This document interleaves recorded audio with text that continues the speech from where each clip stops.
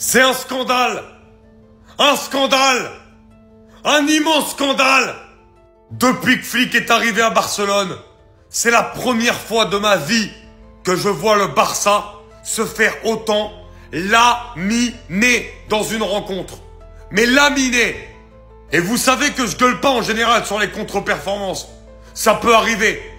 Mais là, de voir autant de joueurs, individuellement parlant, faire un non-match comme ça, ah non, c'est pas possible. Pas des joueurs de ce talent. Pas des joueurs de cette envergure. Séville a marché sur le Barça. Séville a été très bon, il n'y a rien à dire. Dans les intentions, le plan de jeu de l'entraîneur, d'aller tous sur Pedri, de masquer Pedri et De Jong, c'était très bien joué. Mais à un moment donné, je suis désolé. Quand tu regardes l'expression des joueurs, ils n'avaient pas envie. Ils n'avaient pas envie. Et à ce niveau-là, tu n'as pas le droit d'afficher une aussi non-envie dans ce que tu fais. D'habitude, le Barça, ça presse, ça fait des choses. Ils n'ont pas gagné un duel. Koundé, c'est l'ombre de lui-même depuis le début de la saison. Il gagne pas un duel. Le piège du hors-jeu, maintenant, toutes les équipes savent le lire. Depuis le départ d'Inigo, ça marche plus du tout.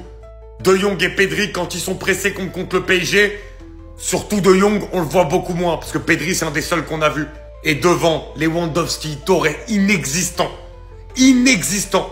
Dani Olmo, qui est censé faire de bonnes choses face à des blocs bas. Inexistant. Mais je vais pas accabler un joueur en particulier. C'est au niveau de l'équipe.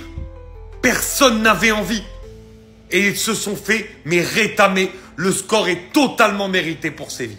Alors là, le Barça, ça commence à devenir très critique. Deuxième défaite consécutive avec des mi-temps vraiment catastrophiques. Le Barça que j'ai vu en première mi-temps là aujourd'hui, je crois que c'est l'un des pires que j'ai vu de ma vie. Séville les a roulés dessus, ils n'arrivaient à rien faire. Même de simples passes, c'était compliqué. Et pourtant, au milieu, avec De Jong et Pedri. Mais Pedri, aujourd'hui, malheureusement, lui non plus n'était pas au rendez-vous. Et le fait qu'il n'y ait pas Lamine Yamal ni Rafinha, il se retrouve orphelin devant en attaque. Marcus Rashford, certes, il a marqué ce magnifique but en première mi-temps pour donner espoir au FC Barcelone en deuxième mi-temps. Mais lui non plus en première mi-temps n'était pas terrible. En fait, là, le Barça a vraiment eu la chance que Séville ratait énormément, surtout en première mi-temps. Il y avait beaucoup d'occasions, mais malheureusement, ils les ont mal exploitées. Et j'ai envie de dire aussi, le Barça défensivement, va falloir vous revoir parce que depuis le départ d'Inigo Martinez, il n'y a plus rien qui va. Barça fait n'importe quoi. On l'a vu face au Paris Saint-Germain. À Roro même, on n'en parle pas. Regardez le penalty bête qui part créer. Il n'avait même pas besoin de l'attraper. Cependant, le deuxième but de Séville, on est tous d'accord qu'il y a faute au départ sur Jules Koundé. Malheureusement pour le FC Barcelone, la VAR n'a pas fait son taf encore une fois. Et vers la fin de la première mi-temps, le seul moment où le Barça a fait un pressing, il récupère le ballon et un but qui suit juste après. Le seul moment où ils ont fait un pressing, et pourtant depuis le début, ça faisait pas de pressing. Ils étaient là, ils essayaient de jouer haut comme d'habitude, mais c'est pas efficace quand il n'y a pas de pressing.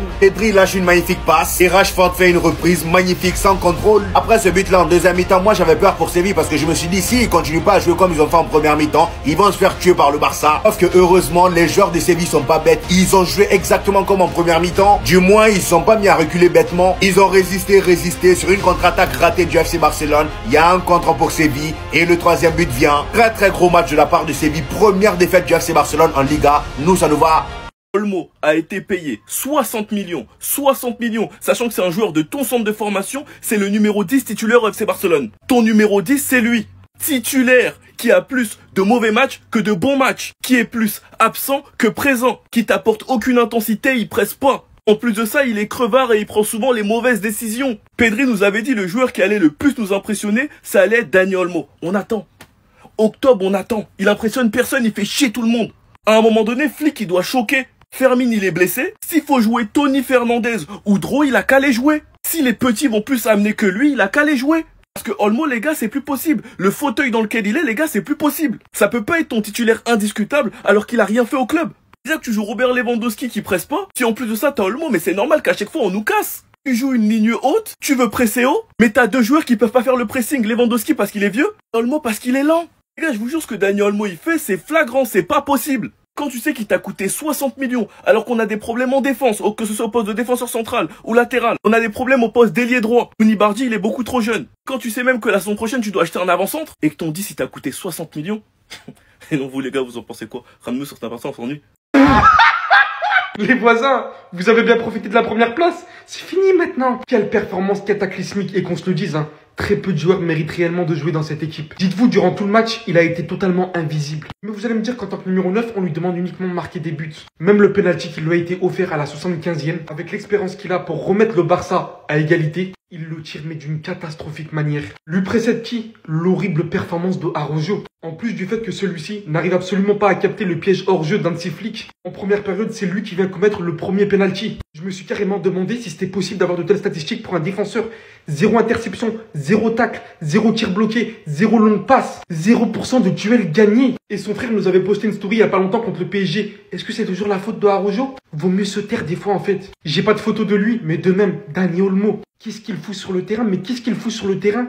Encore plus autant de temps. C'est tellement une totale remise en question. Est-ce que c'est avec une telle équipe, avec du Gérard Martin de même, que le Barça est censé parvenir à gagner autant de choses cette saison? Sans parler bien évidemment de la Lamine Yamal dépendance qu'on ressent plus que tout au final. Les voisins m'encouragent.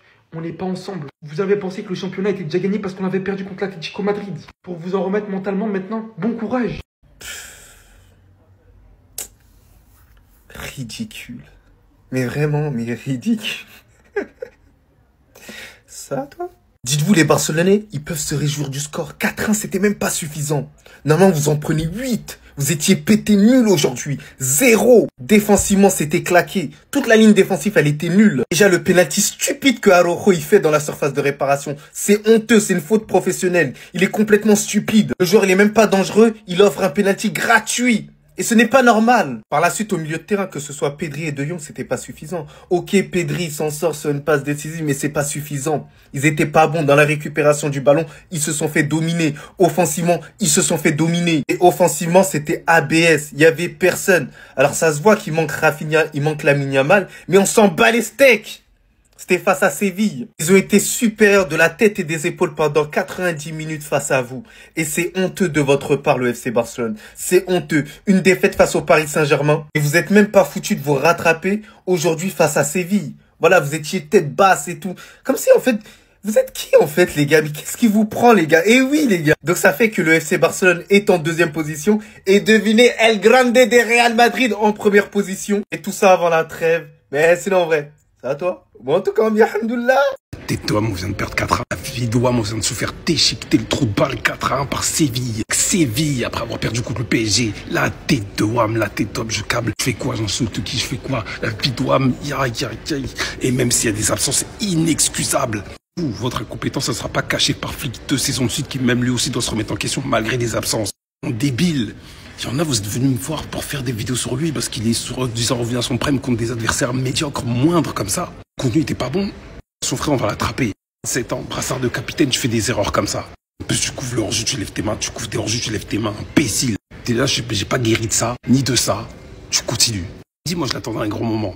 Voilà, Lewandowski, t'avais le 2-2, tu nous rates le péno. La saison va être longue. Hein. J'avais dit, c'est pas tous les jours que le flic fera ce qui s'est passé l'année dernière. Là, à la mi-temps, on est médiocre, il n'y a pas de caractère, ça se réveille pas. Rashford sur une étincelle de Pedri, on est là, on revient. On est nul, mais on est nul. Même si le coach de Séville en face a bien taffé, encore une fois. Mi-temps, t'as rien sur le banc. Flic, il doit faire quoi?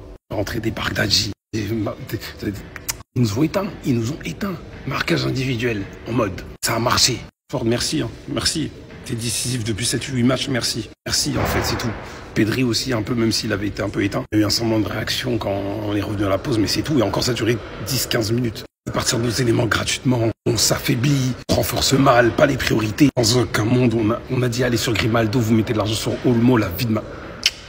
Tu nous as fumé, tu nous as sauvé, mais tu nous as fumé à la fin. Mais bon, le match était déjà plié. Dites au frère d'Araujo de venir. Dites-lui. Parce qu'il avait fait le malin après la défaite du PSG, ouais, qui on va blâmer en mode comme il n'y a pas Araujo sur le terrain. Ben mon cher, on va le blâmer aujourd'hui. Faut revenir. T'as 27 ans.